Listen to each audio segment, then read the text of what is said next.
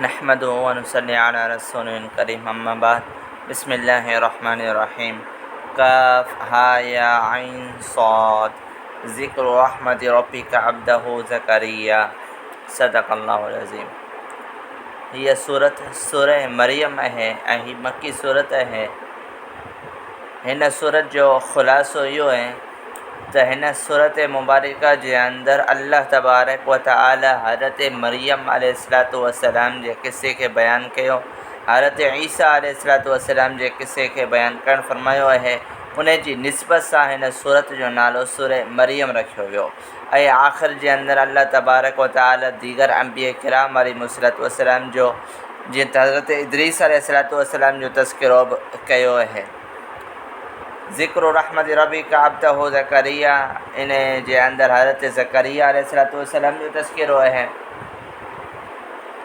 हज़रत ज़करिया अलैहिस्सलातु वस्सलाम उन्हनि खे अल्लाह तबारक व तआला वॾी उमिरि जे अंदरि जेको सो औलाद अता फ़रमाई।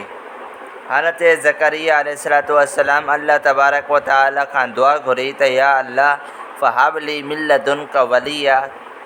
इहा आयत मुबारका बतौर दुआ जी आहे हज़रत ज़करिया जी त असांखे जेको सो विरासत जे अंदरि विरासत अता फ़रमा आले याक़ूब जी, मुंहिंजे आले याक़ूब जी औलाद जे ज़रिए सां, यानी नबी जेको सो विरासत जे अंदरि माल नथा छॾनि बल्कि इल्मु था छॾनि। त हिन जॻह ते मुराद इल्मु आहे त बतौर इल्मु मुंहिंजो मुंतक़िल थी वञे मुंहिंजे पुट जे अंदरि, मुंहिंजी औलाद जे अंदरि। उन जे करे हज़रत ज़करिया अलैहिस्सलातु वस्सलाम दुआ कई ऐं अल्लाह तबारक व तआला हज़रत ज़करिया अलैहिस्सलातु वस्सलाम जी दुआ खे क़बूल करणु फरमायो। अल्लाह ताला इरशाद फरमायो या ज़करिया इन्ना नुबश्शिरुका बिग़ुलाम।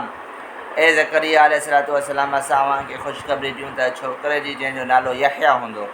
यहया अहिड़ो नालो आहे जेको हिन खां अॻु में पहिरियां कंहिंजो बि नालो न रखियो वियो। अलबत्ता अल्लाह तबारक व तआला हज़रत ज़करिया खे औलाद साले यहया अलैहिस्सलातु वस्सलाम नबी जी सूरत जे अंदरि औलाद अता फ़रमाई। ऐं उन खां पोइ अॻिते जेको आहे सो हज़रत ज़करिया अलैहिस्सलातु वस्सलाम जी इन ई क़िस्से जो तज़किरो वग़ैरह बयानु कयो वियो। उन खां पोइ अॻिते अल्लाह तबारक व तआला हज़रत मरियम अलैहिस्सलातु वस्सलाम ऐं हज़रत ईसा अलैहिस्सलातु वस्सलाम जो तज़किरो बयानु कयो आहे त हज़रत ईसा अलैहिस्सलातु वस्सलाम मरियम अलैहिस्सलातु वस्सलाम जे पत्र मंझां यानी पेट मंझां जेको आहे सो पैदा थिया ऐं हज़रत मरियम अलैहिस्सलातु वस्सलाम जो निकाह न हो थियल। अल्लाह तबारक व तआला बग़ैर पीउ जे हज़रत ईसा खे पैदा कयो पंहिंजे लफ़्ज़ कुन सां त थी वञ फ़यकुन त औलाद थी वियो।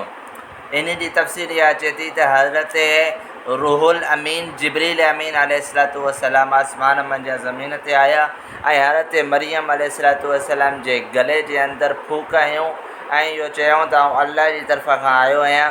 ऐं हज़रत मरियम अलैहिस्सलातु वस्सलाम जे पेट जे अंदरि हमल ठहिरजी वियो। उन खां पोइ हज़रत मरियम अलैहिस्सलातु वस्सलाम जेॾी महिल जेको आहे सो यानी कि हज़रत ईसा खे ॾियण जो टाइम वेझो आयो त अल्लाह तबारक व तआला हिकिड़े टीले ते हिकिड़ी जॻह ते वञण जो हुकुम ॾिनो।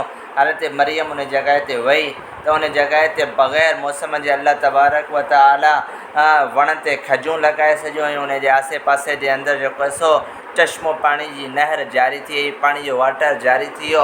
हज़रत मरियम अलैहिस्सलातु वस्सलाम हज़रत ईसा खे ॼणी करे उहे खजूं खाइणु लॻी ऐं जेको आहे सो पाणी पीअणु लॻी। 40 ॾींहं तक़रीबन अंदाज़न हज़रत मरियम उते रही। उन खां पोइ पंहिंजी क़ौम जे अंदरि आई त माण्हुनि चयो त तुंहिंजो त निकाह ई थियल कोन हो, पोइ हीउ पुटु किथां आयो आहे।